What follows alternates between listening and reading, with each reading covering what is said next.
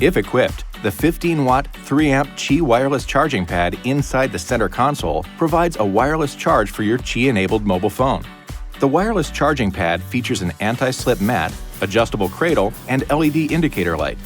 To use the wireless charging pad, set the phone inside the cradle with the screen facing you. The charging indicator on your phone will let you know if the phone is charging.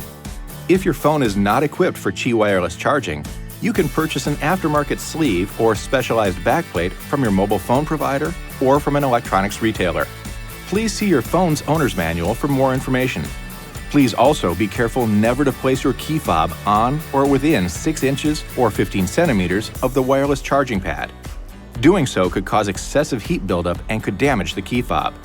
If the key fob gets too close to the charging pad, it could block the fob from being detected by the vehicle and prevent the vehicle from starting. This video is not intended to take the place of your owner's manual. For complete details and other important safety information, please see your owner's information.